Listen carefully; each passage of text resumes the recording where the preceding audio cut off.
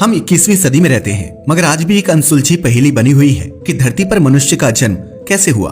कोई नहीं जानता कि हम पहली प्रजाति हैं या फिर हमसे पहले भी धरती पर जीवन रह चुका है। मगर सबसे बड़ा सवाल ये है, क्या इस सोलर सिस्टम में या फिर इस पूरे यूनिवर्स में धरती ही इकलौता ऐसा ग्रह है जहां जीवन मौजूद है, या फिर हम इसका केवल एक बहुत छोटा सा हिस्सा हैं?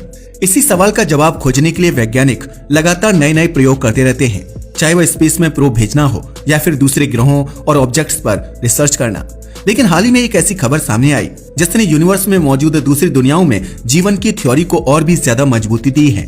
दरअसल इन दिनों सोशल मीडिया पर एक न्यूज तेजी से वायरल हो रही है कि 3i एटलस नाम का एक इंटरस्टेलर ऑब्जेक्ट धरती की तबाही का कारण बन सकता है।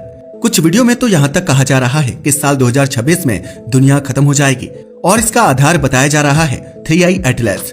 हालांकि यह दावा पूरी तरह से सच है या गलत और अफवाह, इसके बारे में यकीन से कुछ नहीं कहा जा सकता।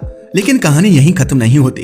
हाल ही में कुछ वैज्ञानिक ऑब्जर्वेशन सामने आए हैं जिनके आधार पर यह कहा जा रहा है कि 3i एटलस भले ही धरती को नुकसान ना पहुंचाए, लेकिन इसके अंदर ऐसे रसायन यानी कि केमिकल्स जरूर मौजूद हैं जो जीवन की शुरुआत से जुड़े हो सकते हैं। यहीं से एक और अफवाह ने जन्म लिया कि इसके अंदर लाइफ सैंपल मौजूद हैं जो किसी दूसरे ग्रह की सभ्यता ने भेजा है। मगर अब सवाल ये उठता है, क्या सच में 3i एटलस में जीवन मौजूद है या फिर यह भी बाकी वायरल वीडियो की तरह एक अफवाह है? चलिए फैक्ट्स और फिगर्स के साथ इसे विस्तार से समझते हैं। आजकल जितना 3i एटलस वायरल हो रहा है उतना तो शायद रहमान डकैत भी नहीं हुआ था। वैसे तो यह ऑब्जेक्ट काफी समय से वैज्ञानिकों की नजर में था, लेकिन हाल ही में मिली कुछ नई जानकारियों ने इसे एक हॉट टॉपिक बना दिया। दरअसल ऐसा कहा जा रहा है कि इसके अंदर ऐसे केमिकल्स मौजूद हो सकते हैं जो जीवन की शुरुआत में अहम भूमिका निभाते हैं। कुछ वैज्ञानिकों का मानना है कि इसी तरह के इंटरस्टेलर ऑब्जेक्ट्स एक ग्रह से दूसरे ग्रह तक जीवन से जुड़े तत्व पहुंचा सकते हैं और पॉसिबल है कि धरती पर जीवन भी इसी प्रोसेस के जरिए पहुंचा हो। हमें पता है अब आपके जहन में ये सवाल आ रहा होगा, क्या यह जानकारी नासा या जापान की स्पेस एजेंसी ने दी है? तो जवाब है नहीं। दरअसल अभी तक कोई भी बड़ी स्पेस एजेंसी यह दावा नहीं कर रही है कि 3i एटलस में जीवन मौजूद है।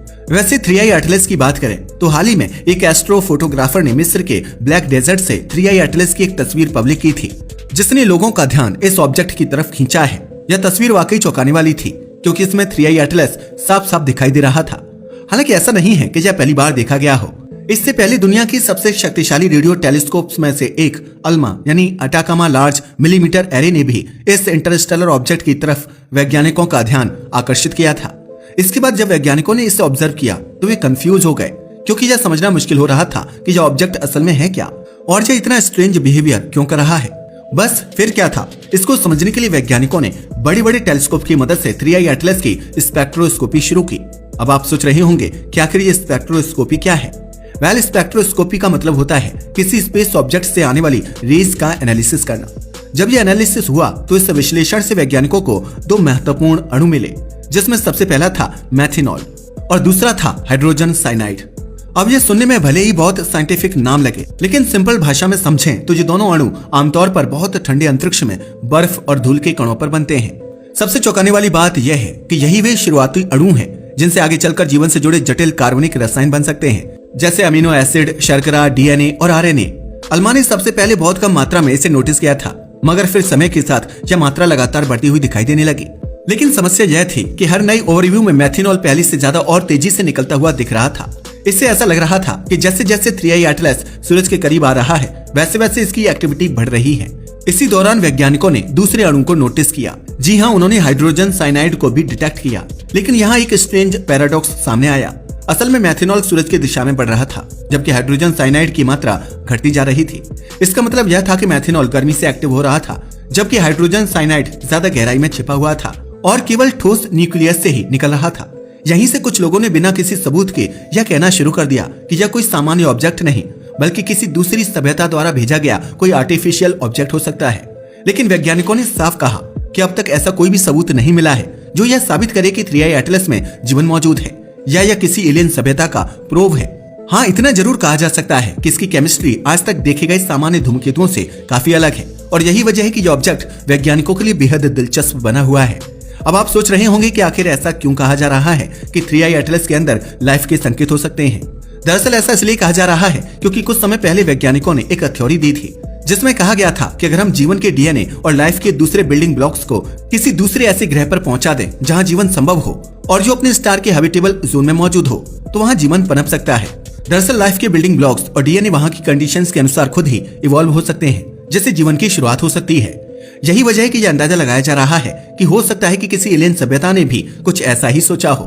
अब आप सोच रहे होंगे कि आखिर 3i एटलस आया कहां से है, तो फिलहाल इसके बारे में निश्चित रूप से कुछ भी नहीं कहा जा सकता, लेकिन वैज्ञानिकों का मानना है कि लगभग 1,70,000 प्रकाश वर्ष दूर एक फोटोप्लैनेटरी डिस्क मौजूद है, और ये वही डिस्क है जहां पहली बार मैथेनॉल की खोज की गई थी। अगर इस सिस्टम की बात की जाए तो यह आज भी बिल्कुल वैसा ही है जैसा लगभग 4 अरब साल पहले हमारे सोलर सिस्टम का स्वरूप हुआ करता था।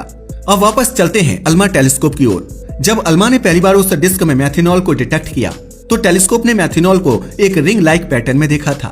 यह रिंग लगभग 30 से 100 एस्ट्रोनॉमिकल यूनिट्स की दूरी पर मौजूद थी। इसके साथ साथ स्टार के करीब भी मैथेनॉल एमिशंस दिखाई दे रहा था। इससे यह साफ होता है कि मैथेनॉल पहले आइस ग्रेन्स पर बनता है और उसके बाद गैस के रूप में बाहर निकलता है। इसके अलावा रिसर्च से यह भी पता चलता है कि मैथेनॉल एक कॉम्प्लेक्स ऑर्गेनिक मॉलिक्यूल है, और ऐसे कॉम्प्लेक्स ऑर्गेनिक्स केवल गैस फेज केमिस्ट्री से नहीं बल्कि आइस फेज केमिस्ट्री से भी बनते हैं। यानी ये मॉलिक्यूल्स आइसी पार्टिकल्स की सतह पर रिएक्शंस के जरिए बनते हैं। बनने के बाद यही मॉलिक्यूल्स आगे चलकर प्लैनेट और स्टार फॉर्मेशन में योगदान देते हैं। इसका मतलब यह हो सकता है कि किसी स्टार सिस्टम में जहां ग्रह बन रहे हों, किसी टक्कर के दौरान ऐसा कोई ऑब्जेक्ट वहां से बाहर निकलकर इंटरस्टेलर स्पेस में इजेक्ट हो गया हो। इसके बाद वह लाखों करोड़ों साल तक अंतरिक्ष में भटकता रहा हो और आज हमारे सोलर सिस्टम में प्रवेश कर चुका हो। इसी वजह से ये कहना सही नहीं होगा कि इसे किसी इंसानी सभ्यता ने भेजा है। इसके अंदर जीवन होने की बात इसलिए कही जा रही है क्योंकि इसमें कुछ स्पेशल बैक्टीरिया मौजूद हैं, जिन्हें मैथिलोट्रॉप्स कहा जाता है। ये ऐसे बैक्टीरिया हैं जो केवल मैथेनॉल को खाकर भी जीवित रह सकते हैं। ऐसा इसलिए होता है क्योंकि इनके पास बेहद खास एंजाइम्स होते हैं, जैसे मैथेनॉल डिहाइड्रोजेनेज। मैथेनॉल डिहाइड्रोजेनेज मैथेनॉल को फॉर्मेल्डिहाइड में बदल देते हैं, या फॉर्मेल्डिहाइड आगे चलकर बायोमास या फिर अमीनो एसिड्स जैसी उपयोगी चीजों में बदल सकता है। लेकिन यह प्रक्रिया केवल माइक्रो ऑर्गेनिजम्स तक ही सीमित नहीं है।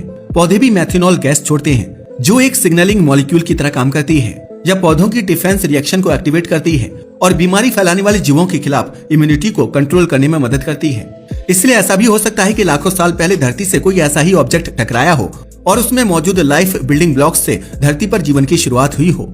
इसके अलावा 3i एटलस में हाइड्रोजन साइनाइड भी पाया गया है, जिससे पहले कसिनी प्रोब ने शनि के चंद्रमा टाइटन पर भी डिटेक्ट किया था। अगर हाइड्रोजन साइनाइड की बात करें तो ज्यादा मात्रा में यह जहर से भी ज्यादा खतरनाक होता है, लेकिन बहुत कम मात्रा में यह पौधों, जानवरों और यहाँ तक कि इंसानों में भी एक सिग्नलिंग मॉलिक्यूल की तरह काम करता है। सबसे ज्यादा चौंकाने वाली खोज जापान की स्पेस एजेंसी से जुड़ी बताई जा रही है।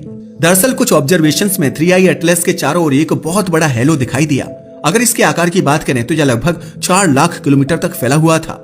इसका मतलब यह है कि यह हेलो सीधे तौर पर 3i एटलस के गैस प्लूम से जुड़ा हुआ है। यही फिनोमिना पहले स्फीयर एक्स और बाद में जेम्स वेब स्पेस टेलीस्कोप ने भी अपने ऑब्जर्वेशंस में नोट किया था। अब किसी कॉमेट में हेलो का होना तो सामान्य है, लेकिन एटलस में यह बहुत ज्यादा अनयूजुअल माना जा रहा है, क्योंकि इससे पहले इतनी बड़ी हेलो को किसी सामान्य कॉमेट में डिटेक्ट नहीं किया गया था। आमतौर पर कॉमेट्स में कोमा का आकार लगभग 10,000 से 1,50,000 किलोमीटर तक होता है, जबकि एटलस में यह लगभग 4 लाख किलोमीटर तक फैला हुआ पाया गया। अब आप सोच रहे होंगे कि आखिर ये हेलोज बनते कैसे हैं? जब कोई कॉमेट सूरज के करीब आता है तो उसका न्यूक्लियस गर्म होकर गैस और धूल छोड़ने लगता है। इस गैस के बादल को कोमा कहा जाता है, जो कॉमेट के चारों ओर एक बड़ा घेरा बना देता है। इसके बाद सूरज लगातार अपने चार्ज्ड पार्टिकल्स जैसे प्रोटॉन्स, इलेक्ट्रॉन्स और आयंस छोड़ता रहता है, जिसे सोलर विंड कहा जाता है। जब सोलर विंड के ये पार्टिकल्स कॉमेट की न्यूट्रल गैस से टकराते हैं तो इलेक्ट्रॉन्स का आदान प्रदान होता है। इस प्रक्रिया को चार्ज एक्सचेंज रिएक्शन कहा जाता है। इस रिएक्शन के दौरान एटम्स एक short term high energy excited state में चले जाते हैं। जैसे ये एटम्स अपनी नॉर्मल एनर्जी स्टेट में लौटते हैं, ये हाई एनर्जी प्रोटॉन्स छोड़ते हैं, जिससे हेलो दिखाई देता है। इसी वजह से कुछ लोग यह भी अंदाजा लगा रहे हैं कि हो सकता है कि यह एक हाइपर एक्टिव कॉमेट हो या फिर किसी मैग्नेटिक मटेरियल से बना हुआ कॉमेट हो। कुछ लोग तो यह भी कह रहे हैं कि यह किसी सुपरनोवा रेमनेंट का हिस्सा हो सकता है, जो लाखों साल पहले अंतरिक्ष में निकल गया हो। हालांकि अभी इन सभी बातों की पुष्टि नहीं हुई है, लेकिन जब यह ऑब्जेक्ट सूरज के और करीब से गुजरेगा तब शायद हमें और ज्यादा क्लियर इमेजेस मिल सकेंगी, जिससे यह समझा जा सकेगा कि यह असल में है क्या और किससे बना हुआ है। तो आपका इस पूरे मामले पर क्या ख्याल है, हमें नीचे कमेंट करके जरूर बताइएगा। आज के लिए बस इतना ही। वीडियो पसंद आया हो तो इसे लाइक और शेयर करें। धन्यवाद।